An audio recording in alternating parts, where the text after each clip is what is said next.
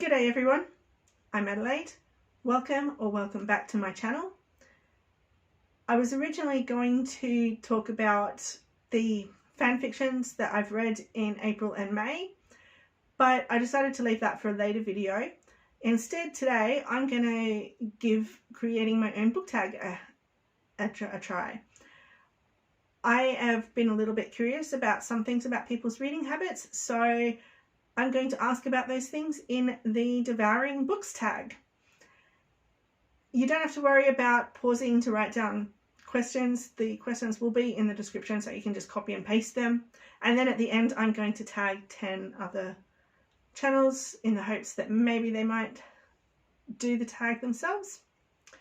So the first question is regarding dust covers. Do you remove the dust covers when you read your books? Or do you keep them on? Or maybe you're one of these people that decides that they don't like dust covers and discards them altogether, even when it's on the shelf.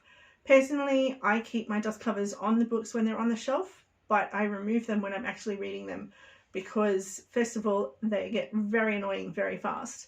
And secondly, they get quite tatty, especially if I'm carrying books around in my bag.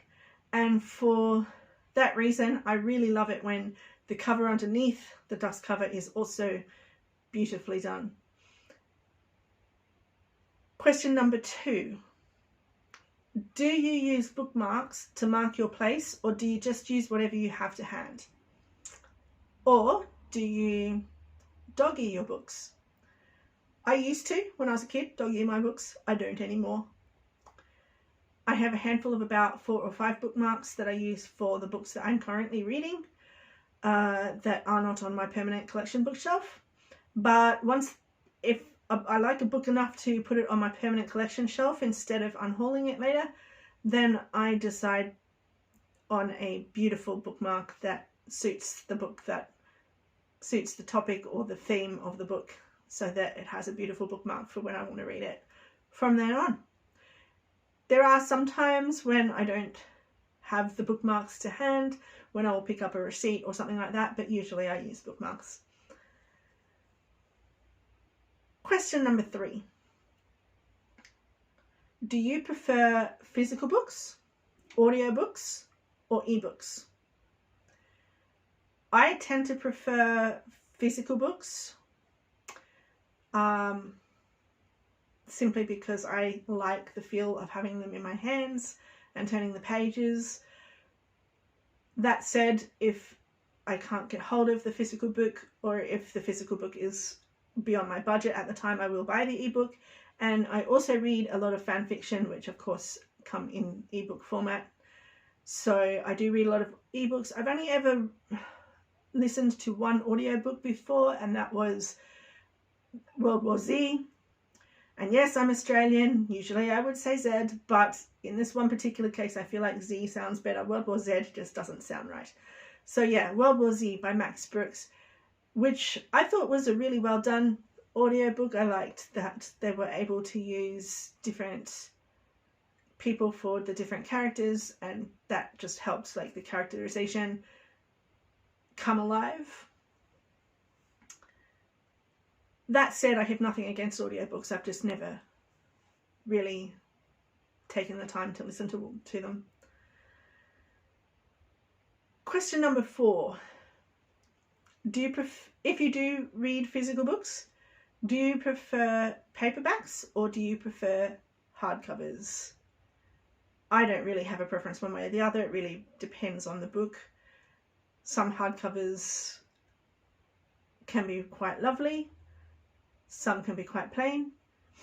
Some paperback covers can be quite flimsy, in which case I would definitely prefer a hardcover. Some paperback covers can have beautiful artwork that can't be done as well on a hardcover without using a dust cover.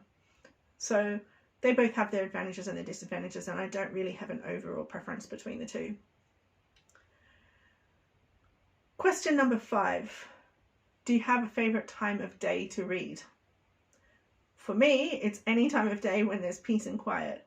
So in the afternoon, if I'm at home at that time when my mother has a nap and my son is not home, that's a perfect time for reading.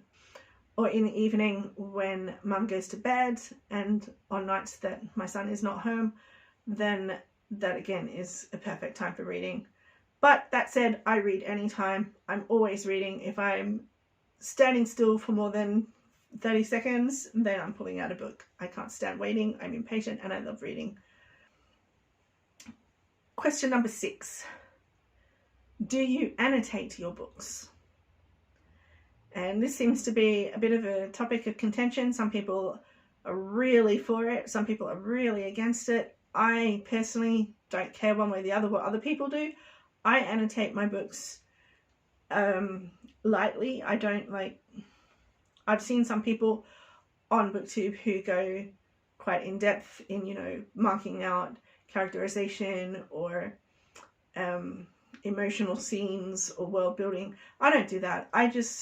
I highlight any passages that I really like, any quotes or what have you. I'll highlight them and then I'll put a tab on the side for those. And then if I want to make any comments, I'll write in the book and put a tab at the top. So the tabs at the top are the comments, the tabs at the side are the highlights. I'll also highlight any words that I don't know so I can look them up later. Or if the book mentions other books or recipes that I might want to try or anything like that, I'll also highlight those so that I can remember them later without having to search all the way through the book. That's about as in-depth as I go though. Question number 7. What are some book or reading related stereotypes that you grew up believing but no longer believe to be true? So for me, one of the big ones was gender-based reading preferences. So when I grew up, I believed that girls were into romance and rom-coms and light fantasy, a little bit of high fantasy, while the guys were into sci-fi and non-fiction and anything to do with really heavy topics. Obviously, now that I'm an adult, I no longer believe that to be true. Anyone can read anything. Lots of people have loads of different preferences. So another one that I grew up with believing was that young adult fiction wasn't as well written as adult fiction, which again I no longer believe to be true. I've read a lot of YA books that were much better written than some of the adult fiction that I've read, so I don't really subscribe to any reading stereotypes anymore. Question number 8. Does your gender or your gender identity or any of the associated stereotypes with those things affect your reading choices?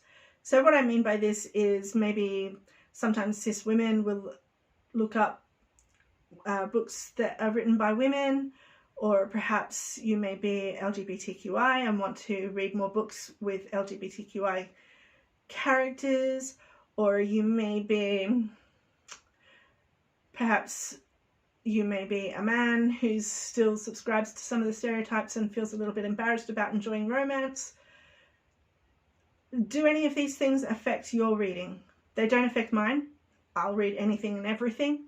I have even been known to walk past free books and pick them up, even though I have never had any interest whatsoever in the topic, just to give them a chance.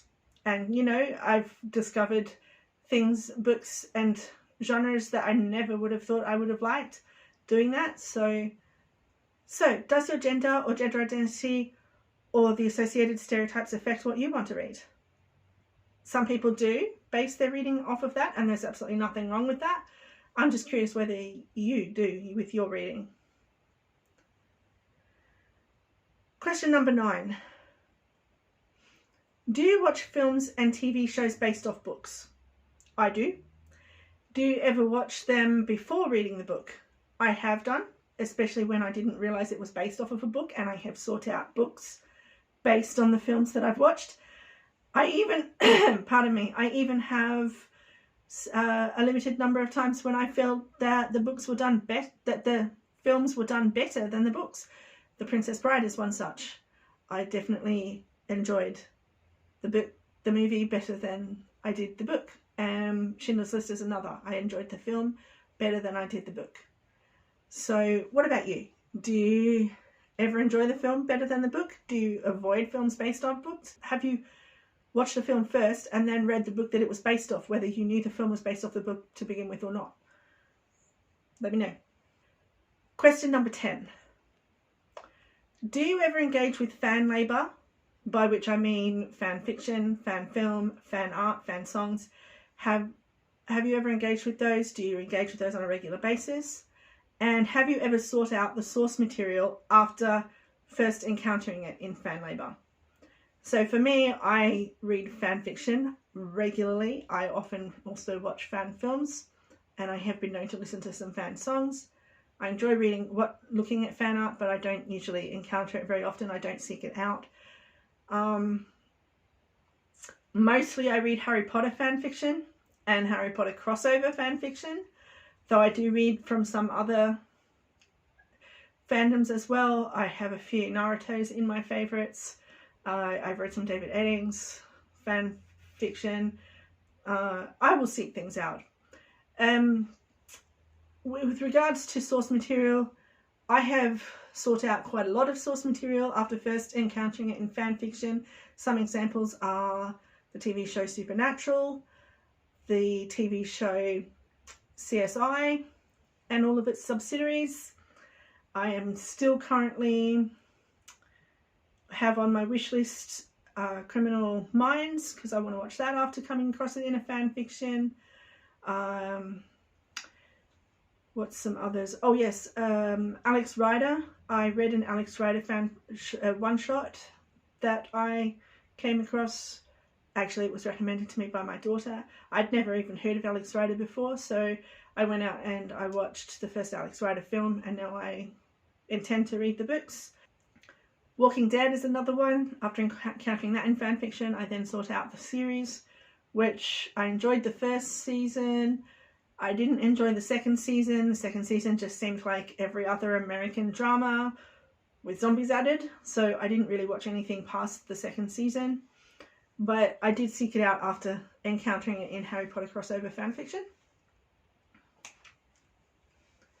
Okay, so we're up to the last question. Question 11. Has watching Booktube or being a Booktube creator affected your reading preferences? Personally, I haven't been a creator for very long, and I didn't know about Booktube for very long before that. So no, it hasn't really affected my preferences.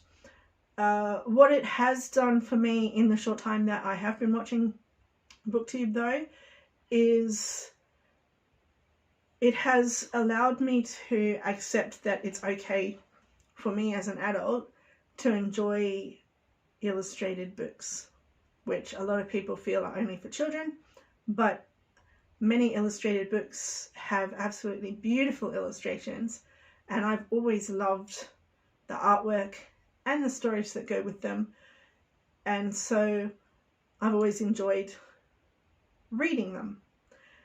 But as a parent of adult children, I no longer have the excuse of having small children for reading the books. And watching channels like Carolyn Marie Reads have allowed me to accept that as an adult, I'm still allowed to enjoy reading illustrated works. So that brings me up to the tag part of the video, and I'm going to tag my 10 favourite booktubers as at the date that this is published.